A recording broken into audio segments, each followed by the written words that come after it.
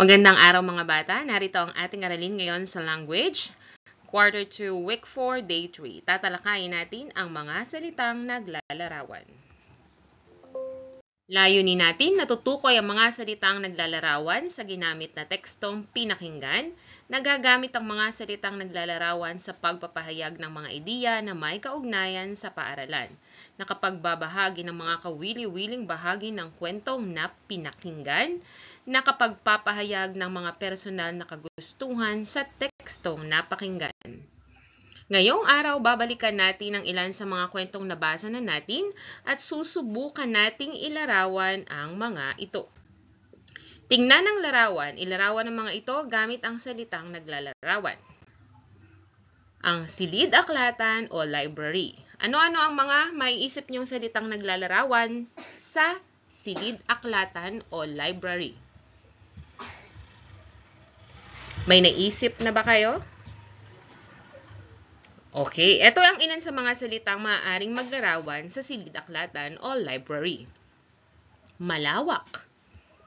Marami dahil maraming libro. Malinis. Maganda.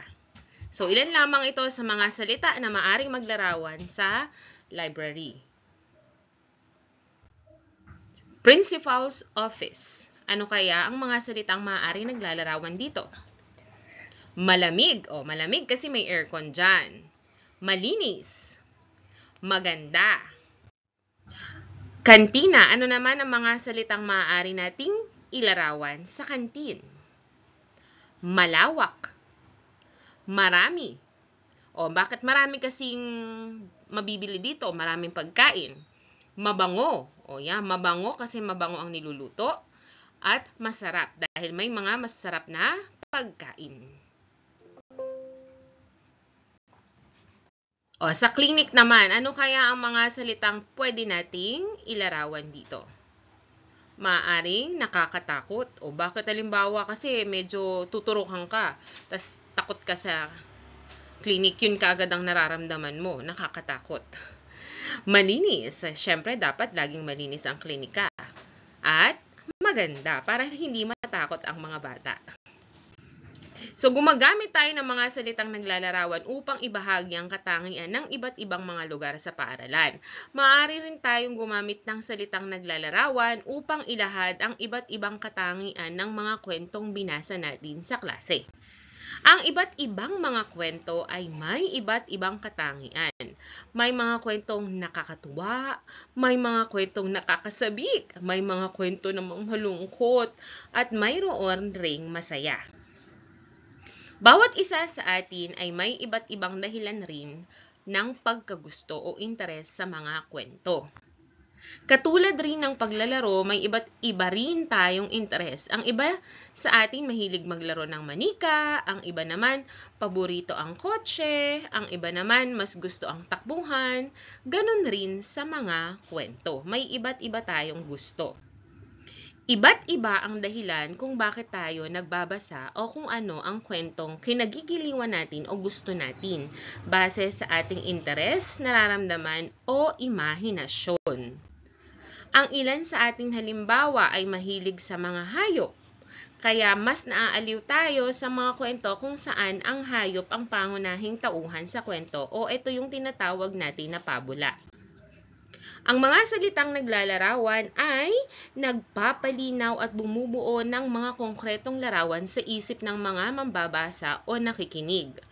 Nagbibigay turing sa tao, hayop, lugar, bagay o pangyayari. Halimbawa, walang picture yung binabasa nyo na kwento. Tapos nakasulat lang doon ay sa isang madilim na kwarto ay may isang batang umiiyak. So doon, nagsabi na isang madilim na kwarto. So maiisip nyo na kaagad sa inyong isipan, madilim na kwarto, ano kayang itsura nun? May imagine nyo na kaagad kung ano yung itsura ng lugar dun sa kwento dahil dun sa salitang naglalarawan. Halimbawa, may isang magandang babae na naglalakad sa kagubatan.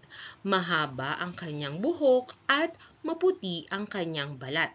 So, kung walang picture doon sa kwento, pero may salitang naglalarawan, nakakabuo kayo ng picture, kung anong itsura o ng itsura ng mga tauhan dun sa kwento. May imagine nyo, ay, mahaba ang buhok ng babae. O, maganda siya. Maputi ang kanyang balat. So, nai-imagine nyo kung anong itsura niya, di ba? So, yun yung kahalagahan ng mga salitang naglalarawan. O, naglalarawan din ang hugis. O, yun. Mga parisukat, hugis puso, hugis tatsulok, parihaba, bilog. O, halimbawa, bilog ang electric fan, bilog ang bola, laki. Bawa, malaki ang paa.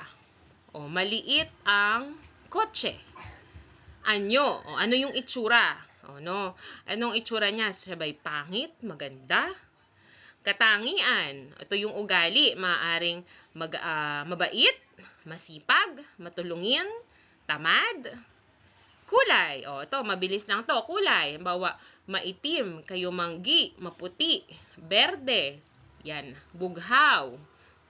Luntian. Panlasa. Ito ba ay mapait? O, halimbawa, ang sukal ay matamis. Ang ampalaya ay mapait.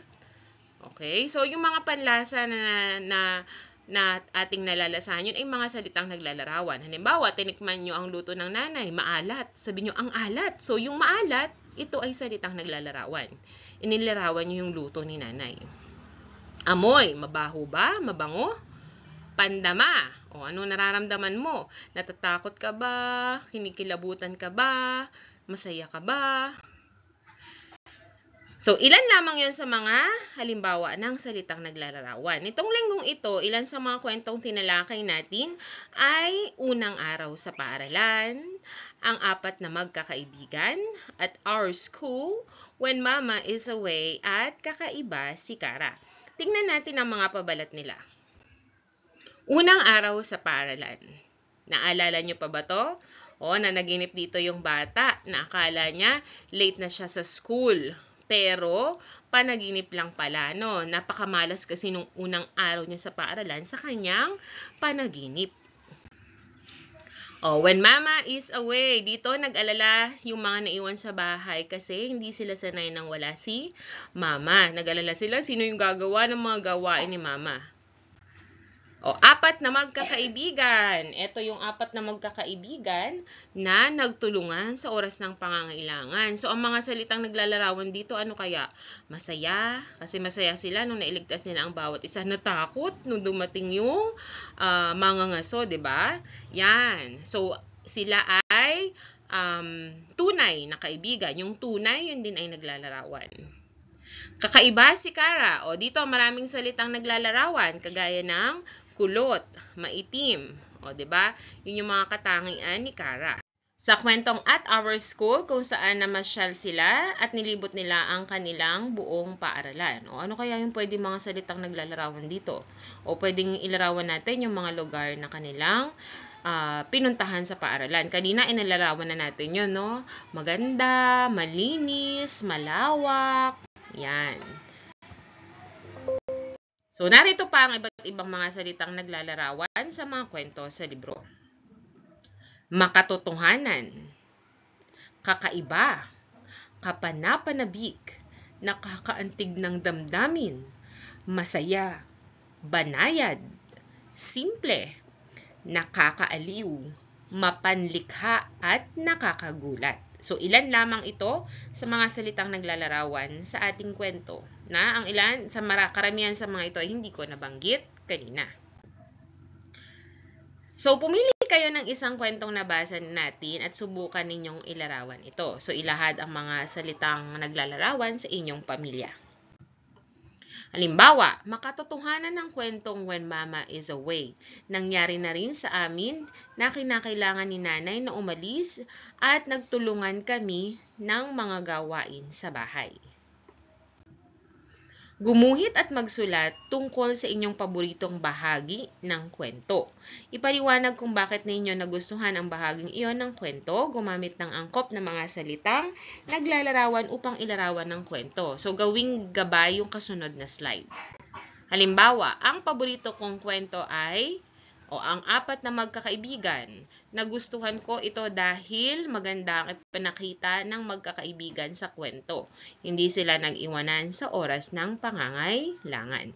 Yun yung halimbawa. So, pwede nyo i-pause ang video habang ginagawa nyo ito. Nais kong kumpletuhin nyo ang sumusunod na pahayag. Ang natutunan ko ngayong araw ay ang paglalarawan, no? Ang mga salitang naglalarawan.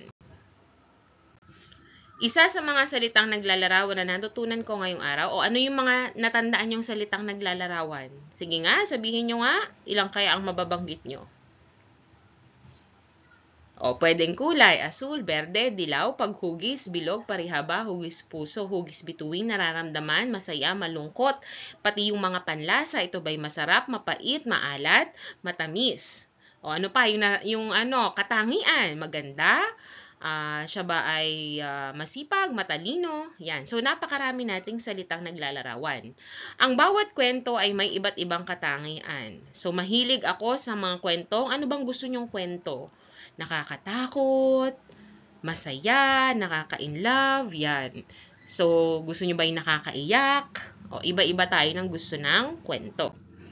So, nais kong kumpletuhin nyo ito. Isa sa mga paborito kong kwento ay blank. Gusto ko ito dahil, ilahad nyo nga ano yung paborito nyong kwento at bakit nyo ito nagustuhan.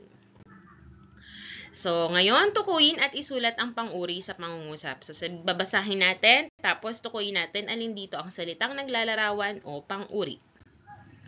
Malayo ang bahay ni Nila. Basahin nyo nga ulit. Alin kaya dito ang salitang naglalarawan? Ang sagot nyo ba ay malayo? Tama kayo. May 3 paru-paro sa halaman. Basahin nyo nga. Alin kaya dito ang salitang naglalarawan? Ang sagot nyo ba ay 3? Tama kayo. Ito ay bilang. So, ang bilang ay naglalarawan. Hugis bituin ang parol. Alin kaya dito ang salitang naglalarawan? Ito, bituin. Hugis bituin. Ang mangga ay matamis. Alin kaya dito ang salitang naglalarawan? Ito ay matamis.